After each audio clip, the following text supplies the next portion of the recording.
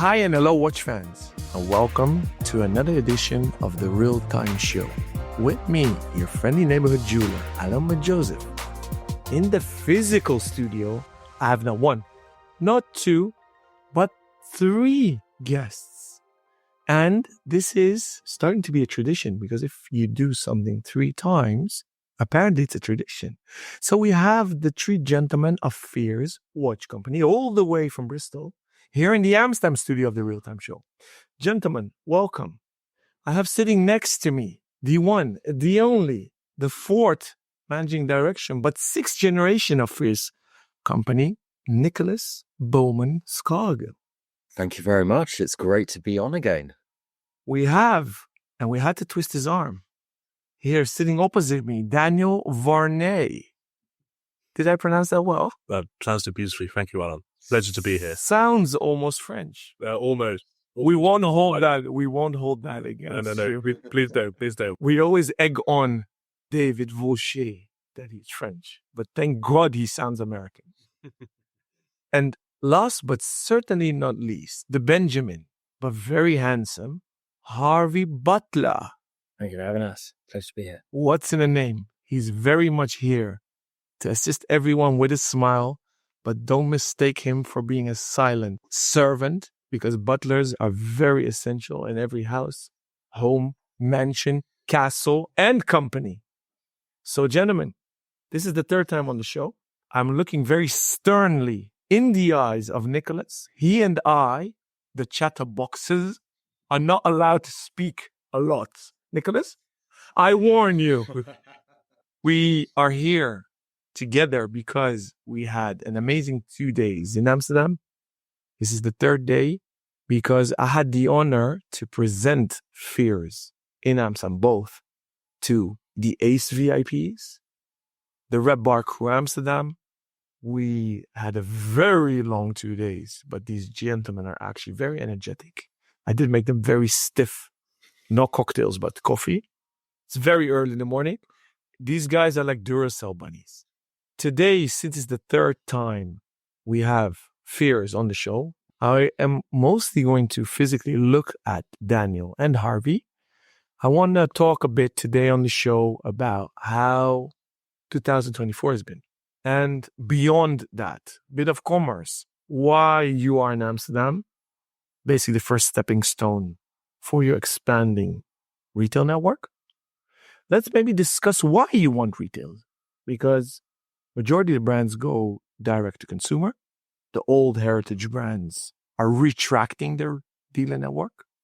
The new brands that sometimes don't have a choice due to being a Kickstarter project or because they want to, they'll go direct to consumer immediately. Either e-com, maybe omni-channel with a monobrand. You do it all and very meticulously. And it seems maybe you do have a 10-year strategy plan in place, which is impossible in this volatile world. Let's start with Daniel. And I'm looking at Nicholas, if I may, sir.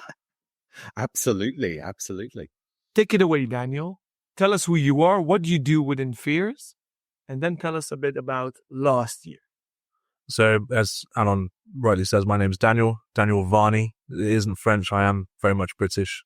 I am the head of commercial here at Fears. So I was effectively the first hire into the commercial department, which we've since grown. So when I talk about the last year just gone, 2024 and into 2025, that's exciting time for our department, really.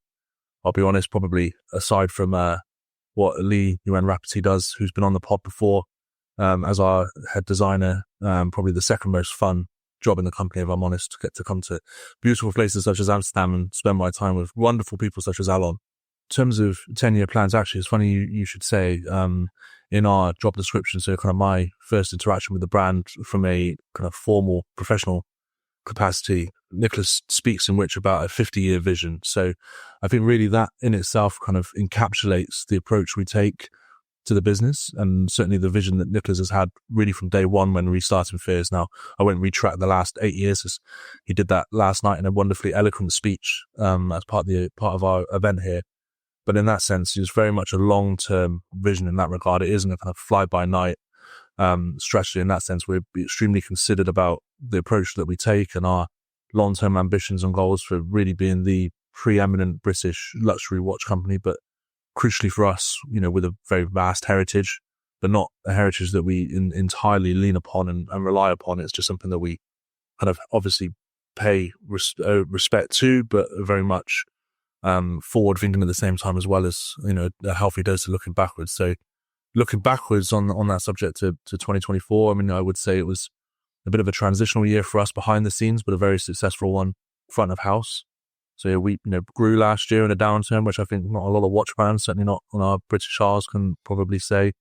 We're very much kind of poised for growth now, I would say. We've done a lot of the hard work behind the scenes, preparing the company to go from being, I guess, in some ways, in a kind of more of a startup mode to one that's a, sort of fully fledged watch company, as it were. And this is, us being here in Amsterdam now is one of the key pillars of that. As you rightly say, Alon, we have kind of several revenue streams and sales channels. And you ask, we can touch a little bit later on about the kind of retailer side and why it's important to us. But in terms of 2024 was a fantastic year. We launched a new watch family based off the original quartz piece that Nicholas reintroduced in 2016. As I see listening on your wrist there, the jump hammer made a reappearance. Probably our most coveted and requested model that we originally did back in 2023 with our dear friends at Christopher Ward in association with the Alliance of British Watch and Clock Makers. So it was an important year from a product perspective, but an even more important year from the perspective of making sure we had the right kind of building blocks and the right team in place behind the scenes to really attack 2025 and beyond. Before we continue, I want to give the mic to Harvey. Harvey, give us a quick intro. Who you are, your background, where you come from before joining Team Fears, and what you do within the company.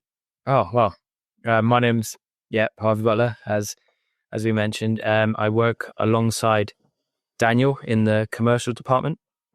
And primarily, I focus on building relationships with our stockist network. So that involved, coming here to Amsterdam, traveling across the UK and the world as well, to provide support and training and assist wherever need be, and ultimately grow the brand through the stockist network. Prior to this, I worked in kind of big box jewelry. So I watches, I should say. I worked for Tudor in the Watches of Switzerland group and was actually introduced to Fears through my local Red Bar chapter. And after being a fan for a while, I was introduced to Nicholas, and a job kind of came out of the woodwork, and the rest is history, pretty much.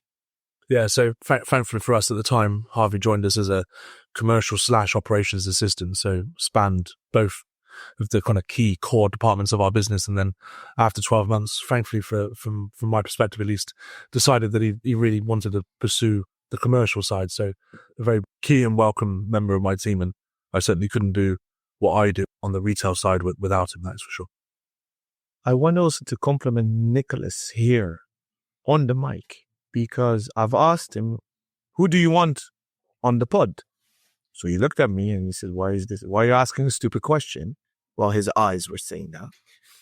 I do not have a poker face at all. What you see is what you get. So he's like, yeah, Daniel should be on the show. And I said, what do we do with Harvey? He's like, of course, he's on the show as well. And that says it all. He surrounds himself with amazing people. I've almost met at least 60-70% of the team by now. And he rocks up with them on fairs. That's how I've met them, is because I haven't been to Bristol yet. Long overdue. And you see that he gives a lot of freedom and reign to his teams and puts trust in them. To touch upon that topic, there are a lot of listeners that are active in the watch industry. A lot of them aspire to work in the watch industry. What does it take to become a Fears team member? It's a very interesting thing because it's something Daniel and I will talk about as the two of us make up internally what we call the leadership team. So looking at things like, financials, human resource. And whenever we're looking at recruiting, and recruiting at Fears is tough. We've had it in the past where, a senior role has been vacant and we've had nearly 100 applicants, 20 with MBAs, and we've not hired anyone.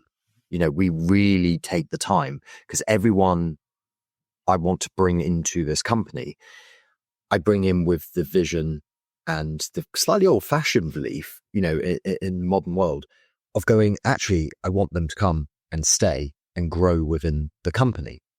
Nowadays, people assume when you start a job, you'll be there 2 years max. You zigzag your way around. That's how it is. But actually, there's so much power if you can create a place where people want to stay and build a career. So they're not always having to think, oh, I need to look for a new job, because there are those opportunities. And, for some people, they don't necessarily want to progress up through the structure. But for others, it's great to offer that opportunity. If I go back to when I first started hiring, the first people you hire, and most small business owners will know this, you hire friends, people, acquaintances, people It's the easiest way. Then we started hiring people who were just pure watch enthusiasts, huge fans of Fears. But we did begin to find that sometimes the reality of, if you love watches, actually, when you're doing the job and you're sitting in front of a spreadsheet or writing emails every day, it can lose a bit of its fun and excitement. So we now make a point of going, yes, if you've got a passion for watches, that's brilliant. That really adds something, because we're not going to have to teach you the difference between a crystal and a winding crown. But we now look to get people who have experience in the areas we want. And I was talking about this yesterday, actually, to someone about how when people look at getting a job in the watch industry, they naturally assume the only profession is watchmaker. Now, to be a watchmaker requires a whole host of specialist skills, and it's not for everyone. But there are all these other different roles. Fears is divided into 4 different departments. We have commercial, operations, design, and marketing. And if you look at the actual roles within that, it's not too dissimilar from another organization outside of the watch industry. So for me, it is always key to make sure that, the people we have, the Fears person, which is a very difficult concept to kind of do, but we know when someone is a Fears person or not. I'm not musical, but I know when something is out of tune. It's that thing. We can tell very quickly in an interview, is this person going to be part of the team? And it doesn't mean, and I'm pleased we don't have a company filled with, absolute carbon copies. We have very, very different individuals, different backgrounds, different passions. But what's great is everyone has something core to them that bonds them together. I'm very lucky with a team of 10 people. We seem to manage avoiding politics and things like that often happen in any workplace. But it's also a true team. Even though people have their own different roles, I witness this every day in the head office or in the boutique. Different members of the team from different departments helping or offering help. And that's special. It's really special to see that. And, I always refer to it as we and my colleagues, because yes, I may be managing director, I may own the business, but fundamentally Fears would not be anywhere near it is today without the hard work that the team put in. The fact that everyone is pulling together is just absolutely incredible. What is the critical success factor because 10 is not a small team anymore. The economists say business units that grow beyond 2025 should basically split cells and create different units, because you lose touch and feel. Big organizations, they talk about 100. I would have nightmares managing a team of 100 people, me myself as a manager. What do you think is that critical success factor within Fears that you don't have that, because I haven't noticed indeed friction where you'll notice it in a lot of companies, because you're not young anymore. 8 years is not young. You're creeping to your teens, and I have an 8-year-old boy at home. It's already difficult to manage and control him and make him listen to me. So what do you think is that success factor? I think it's that if I go back just over 18 months ago, almost 2 years ago, Fears was at about 7 people, and I was aware that I was doing, if I say I was doing too much work, I'm not afraid of working hard, but everything went through me. I was a huge bottleneck for the business. And a very good friend of mine who lives in London, who I've known since university, has set up, run and sold businesses, very successful chap, and now does business coaching. And I reached out to him, basically said, help, I need help. And we sat down, he went through the company and the structure, and he put together this plan for me. And it was crazy because we're going, well, hang on, we're a relatively small company, 7 people, one at the time, just one location. And he goes, yes, but the thing is, you will not be able to grow unless you start putting in structure and processes. And so actually, when you look at Fears today, we actually have a lot of the systems and ways of operating and, chains of command and things like that a business that was, 5, 6, 7 times the size of us would have. But what that's done is make it much easier, because don't get me wrong, I can still be a huge bottleneck. I'm sure Daniel will very quickly say that, there are certain things where it does come onto me and, there's only so many hours in the day. But what we now have is what may seem overkill for a company of our size, but it means that we can see, when in December, Daniel and I sat down doing our annual strategy meeting, and we're thinking of different roles we want to hire in 2025. We have no worry about taking those people on, because the structure we've got, who will report into who, how it will all work, is very, very clear. And it's designed to be efficient and ensure people aren't frustrated. But it also helps people see how they can grow within the business. It's very fashionable to say, oh, modern companies, everything should be a very flat structure. And yes, I can see the benefit of that. But actually, I prefer a more traditional structure where, we have a very clear sort of hierarchy, because it means people aren't in any doubt of who's managing who, but also where their career progression can go. Now, the flat structure I'm talking about, which we don't have officially, but what we do have is when we're in the office, everyone has the same desk. Even myself, it's the same size desk. And a squire recently came to visit our office, and they said, Nicholas Bowman-Scargill sat at his very small desk. And I was like, no, this is the same as everyone's desk. It's actually not that small, But the fact is, we have an open office. People can come and talk to people. It's a very open, modern workplace. But we've created a structure that means that as the team grows, we're not going to have those growing pains. I distilled from this as the critical success factor that he checked his ego at the cloakroom and asked for help. These are 2 essential things. So kudos to you. So maybe learn from this, dear managers and entrepreneurs listening to this pod. Daniel and Harvey, what do you want to add to that as a critical success factor, and why you, Daniel, are quite some time there already? And I feel that you work as if it's your own company. Harvey, I've just met 2 days ago, but you've sensed a feeling of ownership. Something else I wanted to share before I forget that really stood out for me, talking about management styles and managing expectations. I've met Harvey for the first time, and I knew of his existence because of an email I received. And this was an email that I got basically twice as press and as a retailer, saying, hey, we're about to launch a watch this week. La, la, la, la, la. This is what it's about. Sorry, it's not for retail.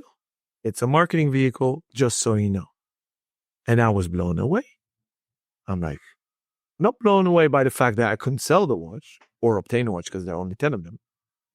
But the fact that they communicated proactively, had the respect to tell me what's going on, and manage my expectations as a retailer and therefore my consumers.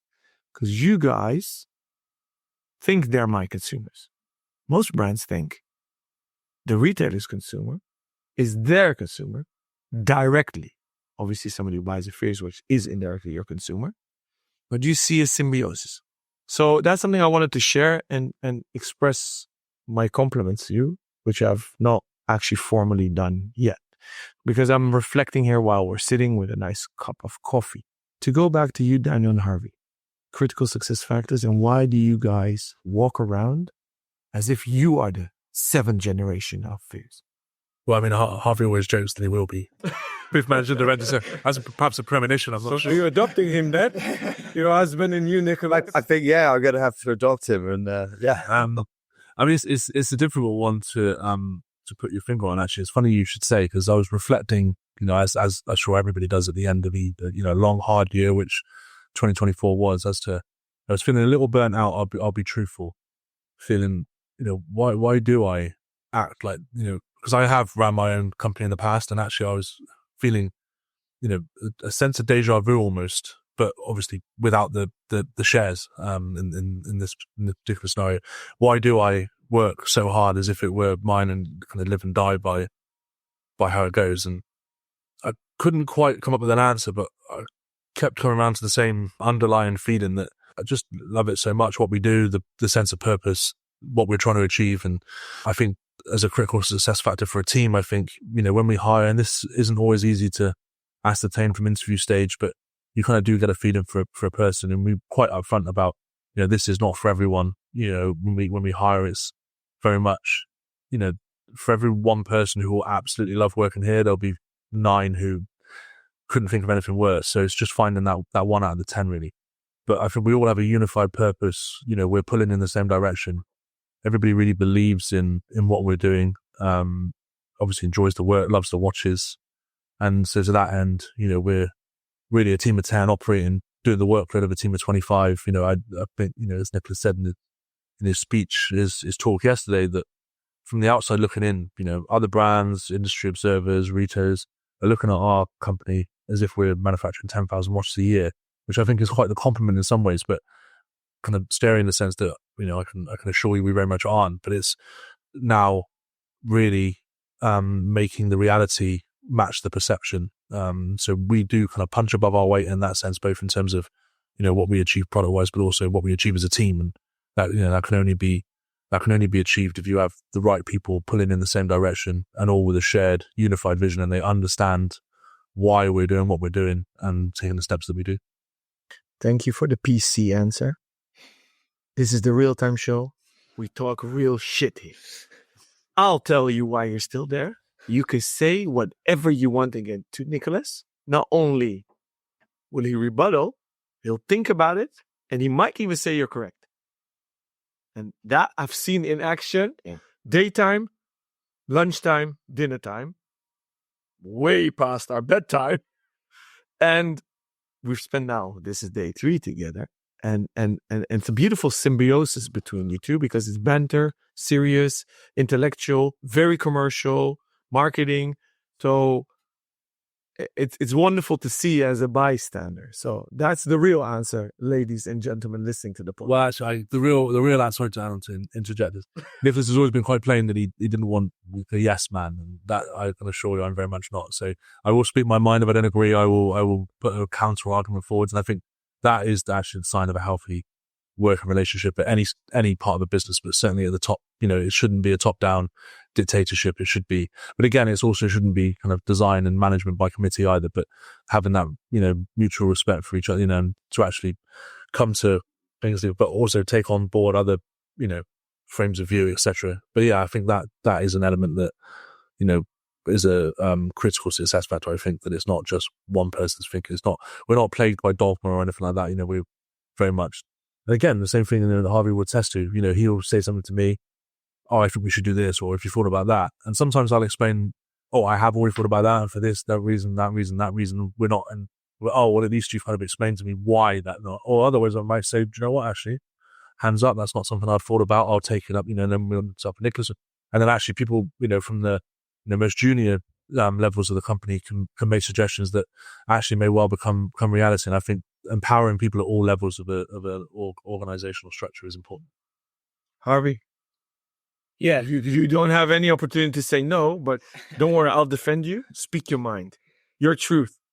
I think in a company the size of ours, that's kind of swimming with some big fish. You have a lot of ownership in all of your work, regardless of what position you are in the company. So myself, having quite a junior role, my name is, on the back of many of our watches, as I was quality controlling them when I was doing operations. And you have quite a massive sense of pride seeing that in the flesh. So coming here and seeing the watches in your cabinet with that. And I think that just helps you kind of drive a bit further and push a bit harder and, strive to achieve more.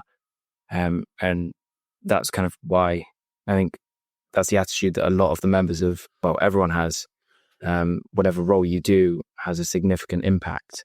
And ultimately we all see the work that we do, and we're always proud of the results. And that's why we operate at the kind of capacity we do.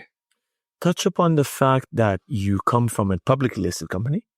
Yes. And worked directly with the most powerful watch group in the industry, being the Rolex Group.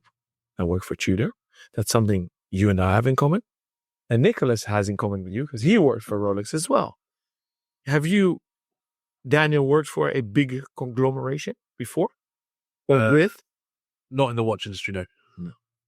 So, Harvey, how does that feel? And I dare to say get rid of the shackles, but I don't want to put words in your mouth. Please elaborate on that, coming to Fears. How does that feel? It was a change. It was certainly a surprise how close I would work with the director of the company. Mm-hmm. A lot of the processes had been implemented originally by Nicholas. So when passing over the roles, Nicholas was teaching me directly. And I think that's quite, I wouldn't say intimidating, but it's quite significant. It feels quite important when you're having this task handed down from someone that created the company, as opposed to just generic standard operating procedures that have to be adhered to. And in doing that, you're talking to kind of the face of the company. And if there are subtle changes that you think might improve, it's an open floor. You're able to do that. And as a result, our quality control procedure has changed. We've implemented different things. Our dispatch area has evolved. And I think, that's the main difference is we understand that we kind of constantly need to evolve, and bigger companies, they do or they don't, but that's their decision. You have no influence. And, our dispatch area, for example, was primarily done to make our lives easier, the people doing that role. And we raised it to Nicholas, and it was considered, and he spent some time and he made it a bit more efficient. I think in larger companies, they would kind of say tough. That's how we do it. And so, I think that's one of the main differences. It's just more, it's more people focused because you've seen them every day. You can't really hide. So, yeah. No, I was just going to say, I was thinking last week I sent Harvey on Instagram a meme because it very much reflected something that he and I have been chatting about. So the meme is this chap who is handed a microphone and he's about to speak, and then he very kind of quickly moves the microphone away, puts it down, takes a glass of water, kind of looks the other way. And it goes, when you're about to, suggest something new at work, and then very quickly realize it's going to become your responsibility to implement it. And I sent it to Harvey as a joke because, there are times where Harvey will kind of say like, oh, by the way, have we thought about doing this? And I will then very much be like, okay, well, how would you want to change it? How could we change it? And there have been quite a few occasions where I've gone, okay, that's brilliant. Right. Would you like to research that and find some options and like put together how it could be done? Because if you're going to be doing it yourself, let's get you to do the first draft of it. I can come in and then kind of, make some tweaks and adjustments. But, there have been quite a few process changes that Harvey's flagged to me, quite a few things where I remember when we were at Time to Watchers last year, we went out to get lunch and you and I were walking along the road to the supermarket to get a sandwich. And Yeah, you sort of made a suggestion about something to do with product lines and, when things should be introduced. And I remember being like, okay, yeah, no, that's fine. And I'm kicking myself because on reflection, what he said, we absolutely 100% should have done, because it later on caused us a problem by not doing that. So it's that thing of going, actually, at the time, you were the most junior members of the team. You're not anymore. But the fact is, it's going, you have to listen to everyone. Because not absolutely as Daniel says, sometimes there's already a kind of a greater plan in play, and but actually it's very insightful for me to realize, Harvey and other members of the team, they'll make a suggestion. Oh, have we thought about doing this? And it's thinking, yeah, we have, but I'm very impressed that you independently came to that. It shows you're thinking about things beyond I need to sit at my desk and do my job, and to Daniel's point about not wanting yes men. I mean, I think I'm very lucky working with Daniel because we have a very healthy working relationship, but it's also a very candid relationship. And, on occasions where I've done things wrong, I've made mistakes, or, I've been an idiot, he feels comfortable to tell me that. And other people, other managers, I think, would be like, how dare someone talk to them? I'm going, no, because I know the only way I can be the best managing director, the only way Fears can achieve its goals and become an incredible company is by having bright, smart people around you, but importantly, listening to them. And you mentioned the ego thing. It's going, yeah, I'm managing director. It's on my card. It's on my email. But fundamentally, yeah, it's the people around me that make the magic actually happen. Harvey dropped the third critical success factor, which Nicholas now solidified. By now, if you listen to the Real-Time Show, if you've heard the previous 2 episodes or you know Fears, you know why they are British on a product level, on a design level, maybe even philosophy. I love the slogan, elegantly understated. It says it all. Talking just last point on the managerial level of things. I wouldn't say it's in British management style. Or is it not the old British management style? And are you the new frontrunner of the new British managerial style of running a company? Because within Europe, let's not talk about the French. Let's not talk about the Germans. Let's definitely not talk about the Swiss. Avid listener, you know what my take is on that. My outside view of English management style is it always has been a bit hybrid of being very hierarchical, but the mid-tier and lower tiers of management could be rebellious. They could either just do their own thing and hide with elegant speech and high tea, and then a lot of alcohol in the evenings, like the rest of the Europeans. And let me stick up my hand. The Dutch are not the best. I mean, the reputation in the world is the most bluntest of all, maybe. And it's forward and direct. So what the Dutch have in common with the British is the dry sense of humor. So that's something that overlaps, something that me as a Dutchman had big difficulties with the British. And that's almost similar to the Swiss, is the art of ignoring questions. Simply not answering. Do you guys recognize that when I say that? It comes from our politics, politicians' answers. If you ever watch Prime Minister's questions or the like, they are experts in avoiding questions, answering a different question, answering around the question. And I think the trickle-down effect to us is also very polite, very reserved. So in that sense, I'd rather not make offense by saying nothing in some ways.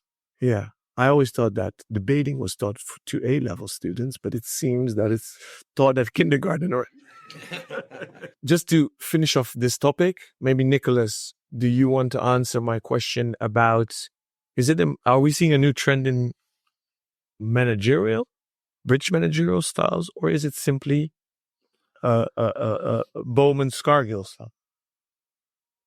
It's interesting because I tend not to read very many sort of business books. I rather read biographies or autobiographies of successful people. And from that, try and pull out certain things of how they operate and what they do.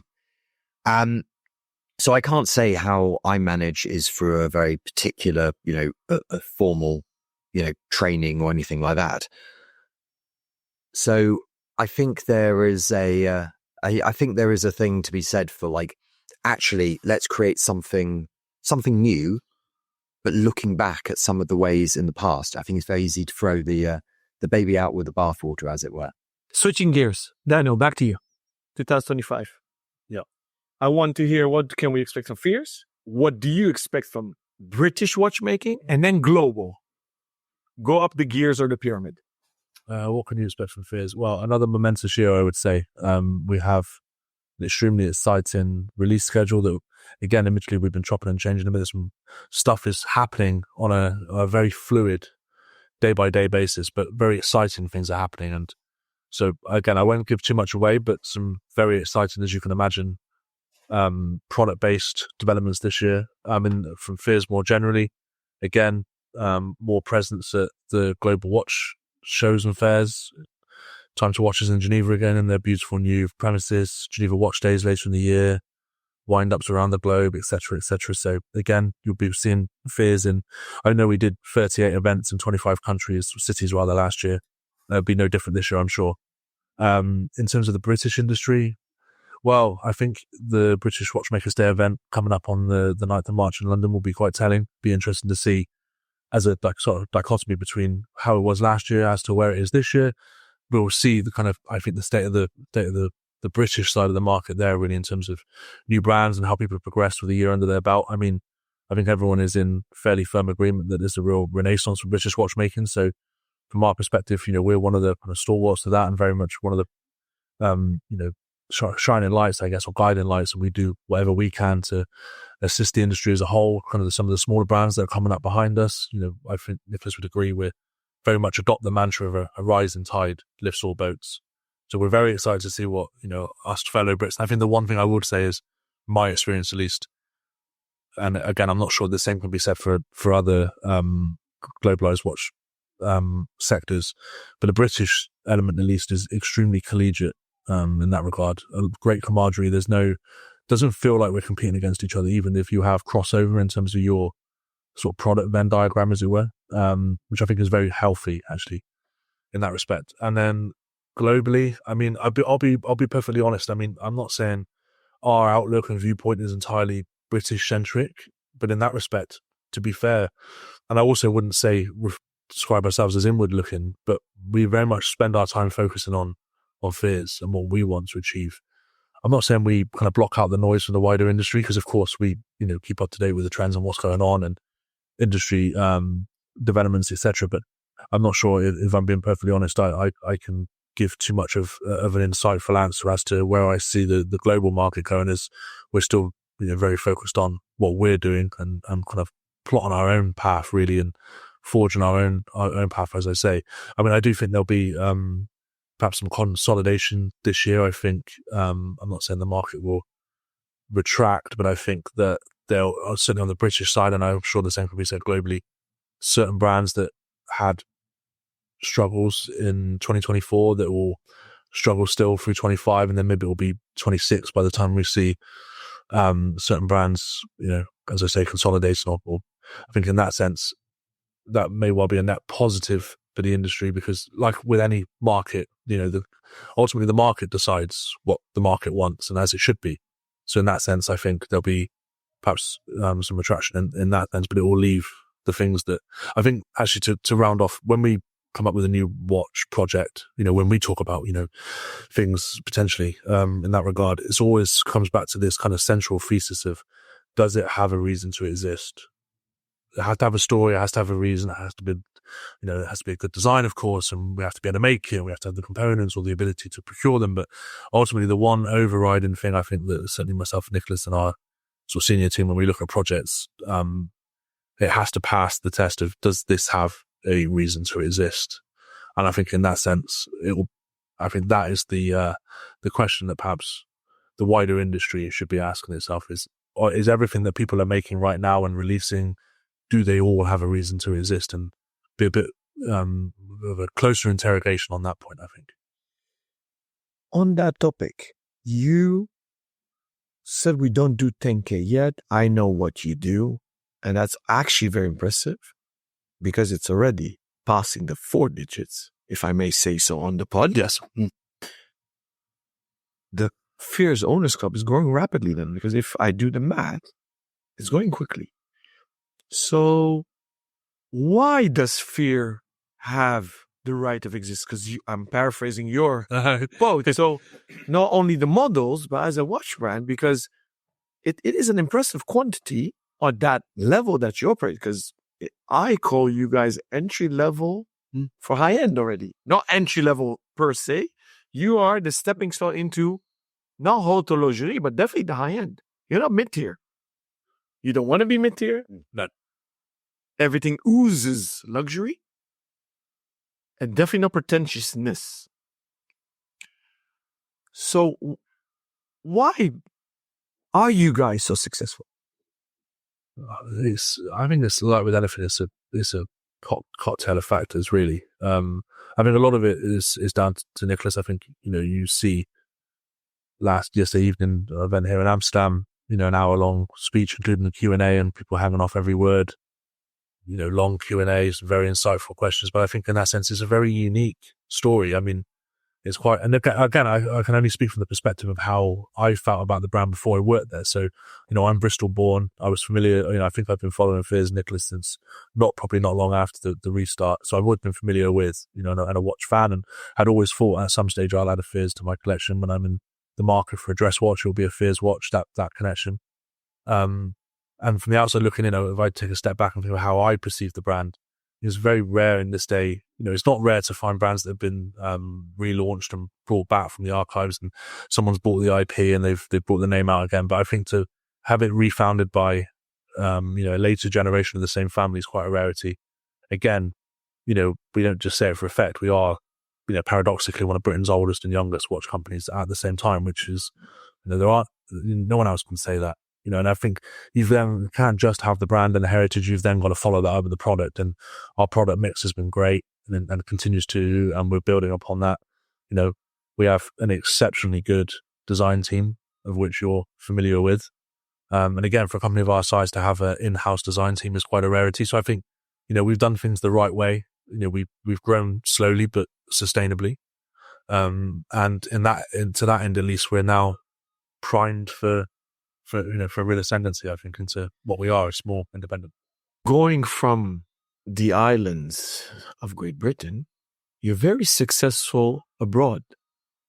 Anglo-Saxon market in the United States, the biggest watch market the last few years, which might on paper seem logical due to the Anglo-Saxon heritage, but is not that natural because the American market is not that mature, very focused on sports models, which you don't have.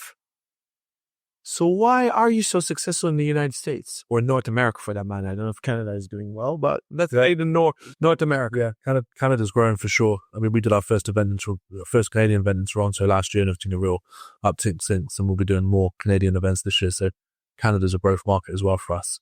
I mean, I think it's a mixture of things again. Of course, for any Brit going to America will know full well that the Americans are very fond of the British. Are they though? I would say for the most part, yes. I mean, certainly in my experience, we were across several states for several weeks last year. And I think Nicholas, to be fair, in that regard, saw that opportunity early, and from 2018 onwards has been doing regular trips to the United States. And I think in some ways, their kind of core collector base, in that sense, respect the fact that we go to them and take our watches out, go through the rigmarole of doing a carnet and temporarily exporting, then temporarily re-importing, etc. Not a lot of brands do that in that sense. So we've got kind of boots on the ground and have really actually made a point of flying over multiple times a year and putting watches on wrists and then building that core base and span from there. But I mean, the watch that you're wearing now, the Coral Jump Hour, is one of the most popular models stateside. So I think they like our playful use of color as well. So maybe whilst we don't have the sportiest lineup in that sense, they do, they like some of the more, sort of playful, as I say, areas of our line. And then that's still that classical British elegance in that sense. I mean, it's hard to put a price on that in some regards, and it certainly resonates with the American watch buyer. as the Americans say, the extra mile. You've proven that you do not take an extra mile. You do 100 extra miles. Extra ammo. Yeah. I also think that a critical success factor, and I'm gearing back the story to retailers, is it seems, and I'm not objective, and it's no pun intended to the beautiful Tao of the Redcliffe collection, the cherry picking of retailers. You don't go for the Patek dealers or the Rolex dealers, but it seems that you do choose good retailers. Absolutely. Being a very subjective term of good. So how do you choose partnerships with retail, and why did you go into retail at the beginning? Well, I think it's very fair to say we have a very carefully curated selection of retailers across the globe, what we refer to as our network of FIRS authorized stockists. Now, again, there's not one key determining factor as to why we approach one and not another, for instance. So we're certainly not averse to being in retailers that stock Patek or Rolex, in that regard. It's like with anything. I think we treat our retail network the same as we treat our suppliers, the same as we treat our end clients, with that same kind of wraparound luxury service. And it's about relationships, of course. We have relationships with our key clients. We've got several hundred people in the FIRS Owners Club that we speak to on a regular basis. We have extremely good relationships with our suppliers, hence why, we can use top tier continental suppliers that perhaps other brands of our stature and size perhaps wouldn't be able to. And then I think the same applies to our retailers, in that regard. So it's, about relationship building. It's about, and of course, Nicholas always says, he's a custodian of the FIRS name, and his family name is on the dial. So he's very selective, not about what we make rather, but also where it's stocked. So there has to be a sort of professional symbiosis in that sense, and a synergy in that regard, to someone that's going to treat the brand well, understand it, educate their clients as to why they should be considering a FIRS. So for us, that's just as important. That it's certainly a case of where we are and who we're with, as opposed to just as many doors as possible. Traveling past the Atlantic, leapfrogging over the UK, continental Europe. Now I'm looking at Harvey. You're a Red Bar member. Yes. You guys do a lot of Red Bar events. Yesterday we had another one. We literally left here midnight-ish, and we were very early here to record before the boutique opens. For our dear listeners, if Rob did not edit out the phone ringing, I apologize, but the majority of the listeners like the fact that we sit in the lion's den of the boutique and record here, so they hear the real hustle bustle. We did not discuss last night because we were knackered, as the English say.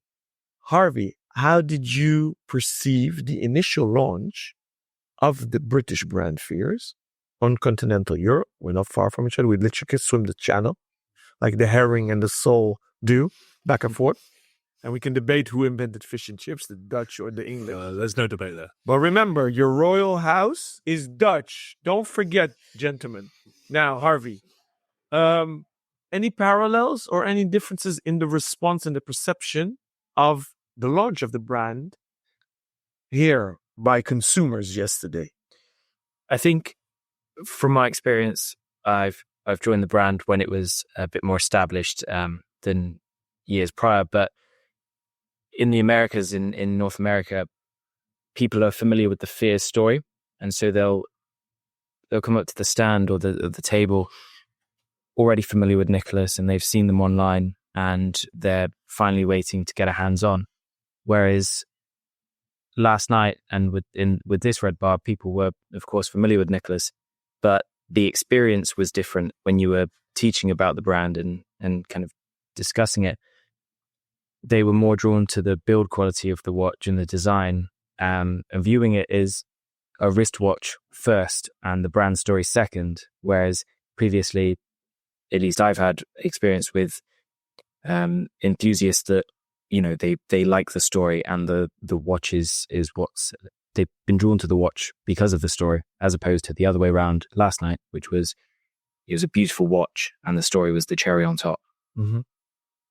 Any differences or similarities with the other Red Bars, specifically to Spears, that you've experienced? Because you've also traveled stateside, as they call the US. Any Do they gravitate to different models, different bracelets, different dial colors? I think is Daniel and well, we're all aware the coral has been a popular one. So in North America, it is the loud dial, so the cherry red, the coral, the jump hour in general. Yeah. Whereas the Brunswick 38 was getting a lot of wrist time last night, so the more subdued, classic, elegant one.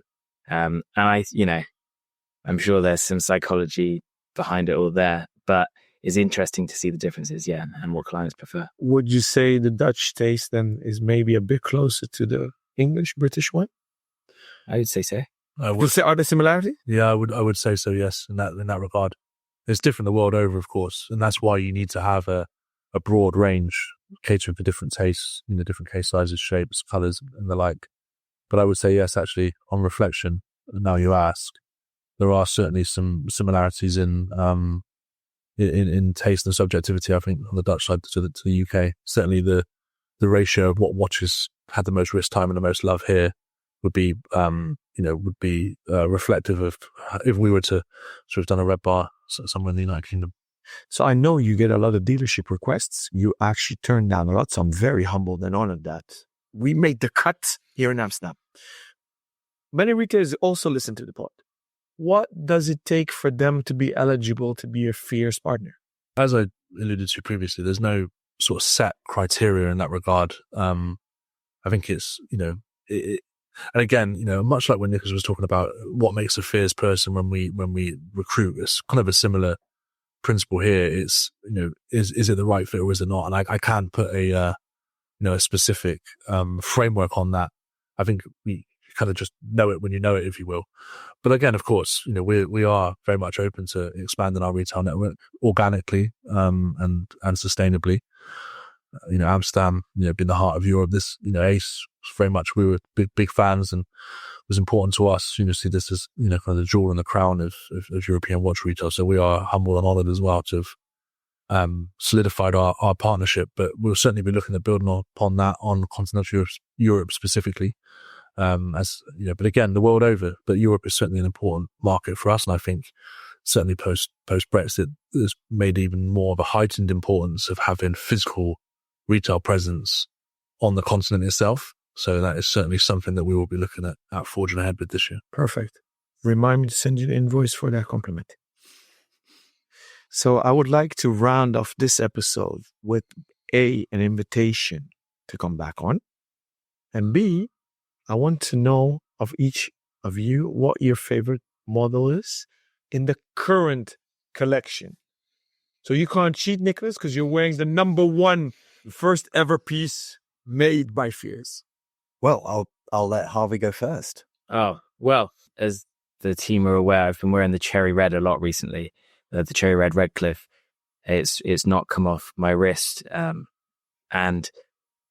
normally, I like it because it's a bit big. It's bigger than what I'd go for, but the dial, it has a bit of depth to it, which means my small 6.5-inch wrist fits it perfectly. So yeah, I've been wearing that a lot. It's my favorite. I mean, for me, I'm not actually wearing it today, ironically, but the Brunswick 38 Polar White, I mean, it's as classical as it gets, really. It goes with everything. I tend to wear it on the bracelet, but again, it's equally as good on any strap, actually. It's what I know the people refer to as a strap monster, or we do certainly. I mean, I just, again, it's the charm as well. I mean, it's been in our collection since 2017 and they will never leave.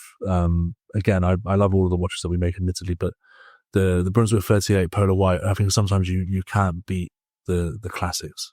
For me, it has to be the Redcliffe Pewter Grey. It's a watch. I wear the prototype almost every single day for the last year and a half. It's just a classic everyday watch. And once I put a watch on in the morning, after the first 10 minutes, it's then a tool for the day ahead. And I just absolutely love it. Thank you, gentlemen, for this lovely conversation and sitting down with me this early in the morning. And thank you, dear listeners, for taking the time to actually sit out this hour and listen to the episode. You can find all our previous episodes, including the other two with Fierce Watch Company, on our official website, www.therealtime.show. You can find us on Instagram at therealtime.show. If you want to support the show, please subscribe, like, rate, and share it with your friends. If you have any questions, feedback, and or criticism, please do send us a message. You can also DM us if you want to join the TRTS community on WhatsApp. You can find Scarlett on the gram via @Scarl in the Shire. Here's the spelling: ScarlinTheShire.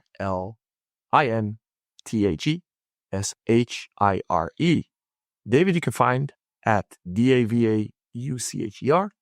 Rob @ROBNUDDS. And me, you just write my first and last name together, Alon Ben Joseph. And if you prefer to send us an email, you can just add our first name to the handle @therealtime.show. Stay sane and keep on ticking.